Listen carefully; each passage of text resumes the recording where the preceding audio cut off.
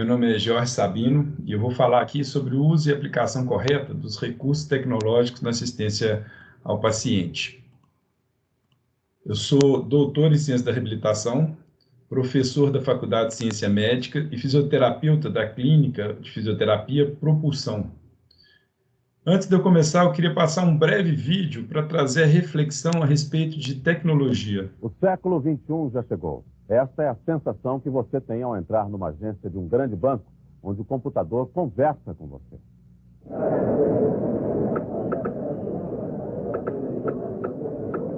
A conversa se dá através de teclados e telas em que suas perguntas são respondidas em poucos segundos. Hoje, já é possível consultar saldos ou sacar dinheiro em qualquer lugar do país. O sistema é seguro e a porta do computador tem a sua chave. São cartões magnetizados e códigos secretos. Esse código secreto é realmente seguro? Exatamente. O cliente pode ter certeza que nem a própria empresa saberia identificar esse código. Uma outra novidade ainda em fase de testes é essa máquina, uma espécie de mini agência capaz de cobrar contas. Esse vídeo foi apresentado no Jornal Nacional em 1986, há menos de 40 anos. E, observando ele agora, é engraçado o que se fala de tão natural que as coisas são hoje em dia e de tanto que a tecnologia progrediu. Ou seja, a inovação e a evolução tecnológica, ela é inevitável, porque ela é impositiva, mas não por uma questão de autoridade, mas por facilidade. É muito mais prático você resolver as coisas por um celular do que ter que ir num banco e conversar pessoalmente com o atendente, enfrentando filas, e por isso ela acaba se inserindo de uma forma expressiva. E por isso eu queria falar alguns pontos na temática que a gente vai abordar sobre o melhor uso da tecnologia pelo profissional. Eu pensei quais seriam pontos que eu gostaria que alguém me falasse quando eu me formei sobre tecnologia, mas nessa época não existia a tecnologia da forma que a gente lida hoje em dia, então eu peguei alguns aspectos que eu acho que é extremamente o profissional refletir para o uso das suas melhores práticas. E o primeiro ponto seria, e é para isso, eu vou passar mais um vídeo, e esse vídeo aqui para mim fala a grande chave que a pessoa tem que entender para esse melhor uso. Já. Parou. Já. Parou. Já. Parou. Já. Parou. Já. Parou.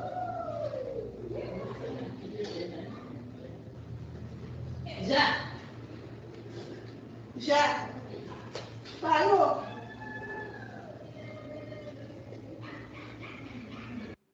O grande ponto tecnológico desse vídeo não está na roupa que a criança usava, sim, mas no cuidado com o paciente e na atenção que a profissional dava para buscar autonomia e independência na deambulação daquela criança. Ou seja, é importante isso ficar bem claro. O que vai valorizar a sua prática é seu cuidado com o paciente e não a tecnologia. Por mais que eu venere a tecnologia e diga que a inovação é inevitável, o que vai valorizar o atendimento do profissional é o cuidado com o paciente e não a tecnologia. E é importante que isso fique claro, mesmo falando de tecnologia, para uma pessoa que é fã desse recurso. Senão, a gente corre um grande risco de a gente ser superado pela tecnologia como profissão.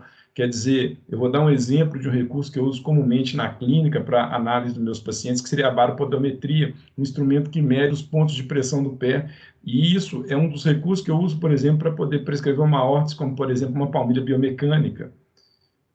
Isso é um item da minha avaliação que, para eu poder entender o paciente, eu tenho que ver muito mais coisa. Por vezes, alguns supermercados ou mesmo farmácias prescrevem essas palmilhas para calçado simplesmente com a baropodometria. Se a gente valoriza mais a tecnologia que o profissional, um risco que a gente vai incutir com a tecnologia é ser substituído por ela.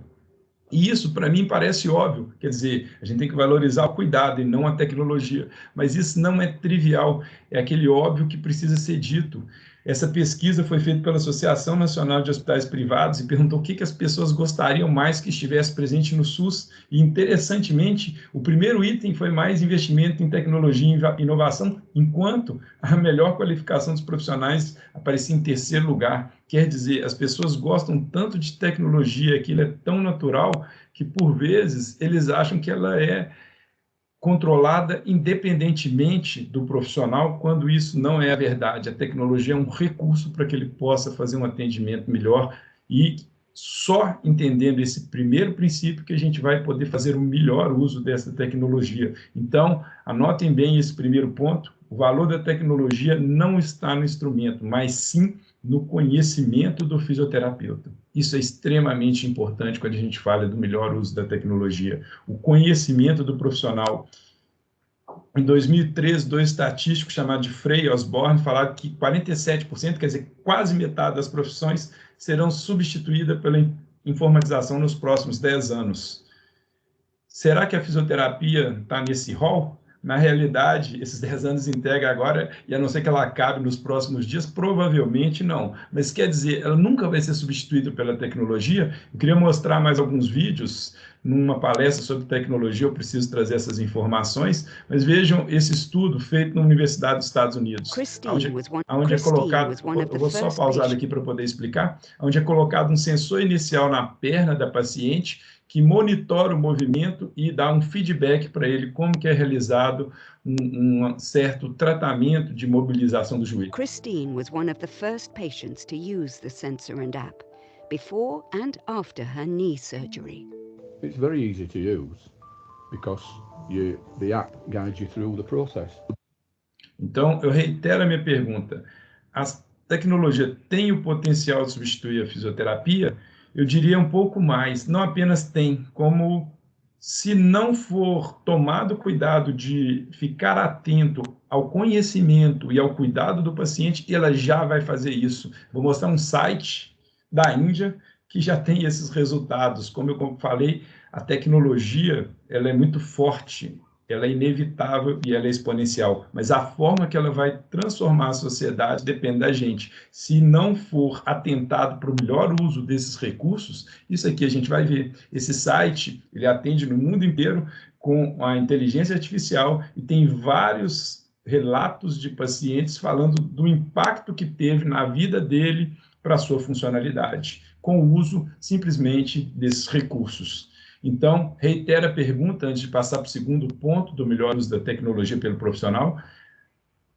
A tecnologia vai substituir o profissional? E a resposta para isso não existe, porque o futuro é incerto, vai depender das nossas ações. Se por acaso o profissional não valorizar seu conhecimento e não tomar cuidado com o paciente, pode ter certeza. Se ele fizer isso, ele não vai ser substituído.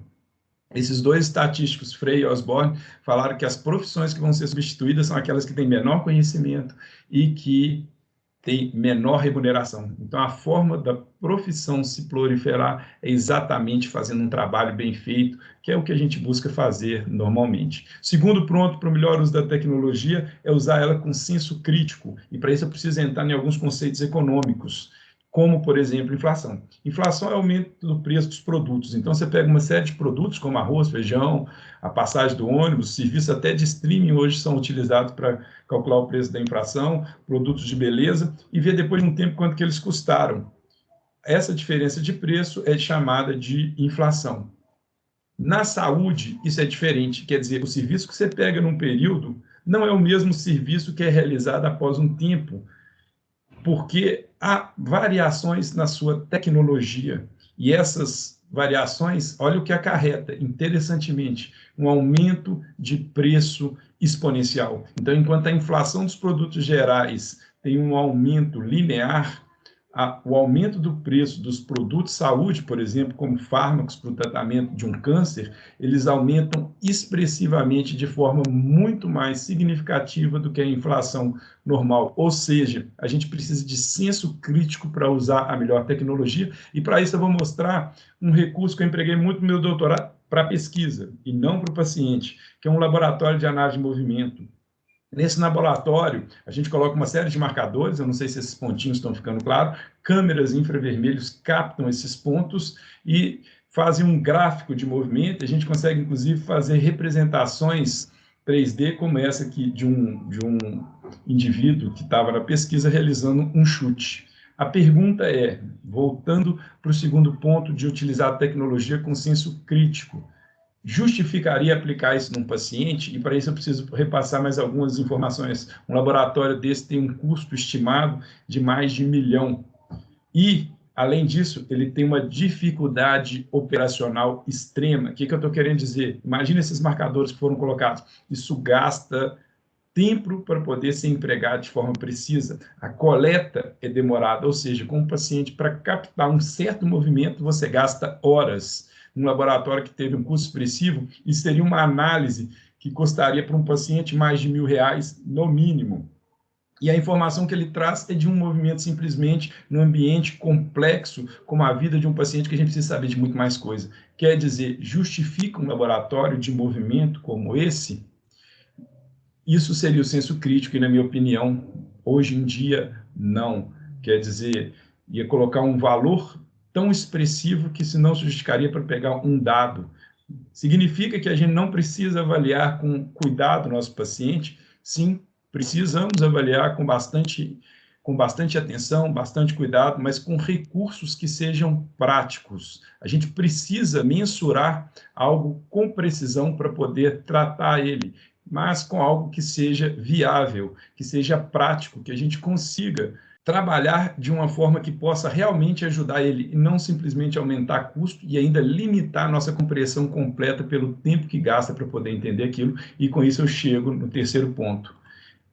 Para ter um melhor uso de uma tecnologia pelo profissional, você tem que empregar ela de forma que ajude o seu serviço para promover melhor cuidado. E hoje em dia, interessantemente, um dos melhores recursos que a gente tem são aplicativos. E eu aproveitar aqui para mostrar um dos recursos que foi tema do meu doutorado, o aplicativo para avaliação da postura Physiocode, onde a gente apresentou os resultados nesse artigo que está sendo projetado. A postura é uma variável, mas ele é extremamente rápido para poder analisar. É uma variável que não deve ser hipervalorizada, como já foi feito na profissão há algum tempo, mas que pode trazer algumas informações, como que eu vou explicar aqui. Quer dizer, quando você faz uma protusão de cabeça, você desloca o seu centro de gravidade para frente, aumentando o torque, por exemplo, sobre os músculos posteriores. Só qual que é o grande problema? A gente avalia a postura através da análise visual qualitativa, quer dizer, eu estou vendo a postura do jogador, o joelho dele, e vou tentar classificar como aquilo está. Isso é extremamente subjetivo e impreciso, e alguns profissionais, algumas vezes, para tentar melhorar essa precisão, usam um cinetógrafo, que é um aparelho com várias linhas que você vê como é que está o alinhamento daqueles segmentos.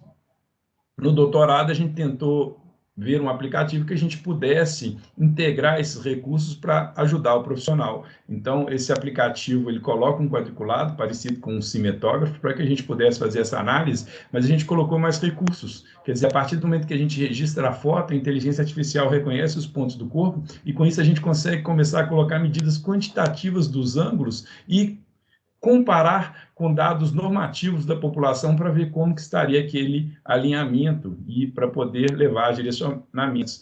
Mostrando uma breve aplicação aqui, numa aula de cinesiologia, pegando uma aluna como exemplo, né, ao tirar a foto, a inteligência artificial reconhece os pontos, a gente pode pegar o cinetógrafo para poder analisar, mas se quiser já ver diretamente os ângulos, e com isso a gente consegue comparar com a população como é que certos segmentos estariam posicionados de forma mais precisa. Olha que interessante como o corpo dessa aluna encontra-se anteriorizado, por exemplo, em relação ao seu maléolo lateral.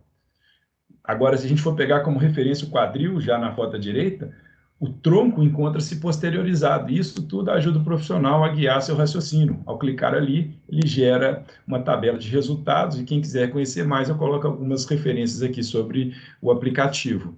Eu queria passar aqui, brevemente, uma ideia da importância da tecnologia, mas da relevância ainda mais expressiva da profissão de fisioterapeuta. O mau uso da tecnologia, ao contrário de valorizar a sua prática, tem o risco, por incrível que pareça, de comprometer a profissão sendo substituídos por máquina. Então é extremamente importante discutir sobre isso, e eu boto meu contato aqui no Instagram para quem quiser continuar discutindo sobre esse assunto.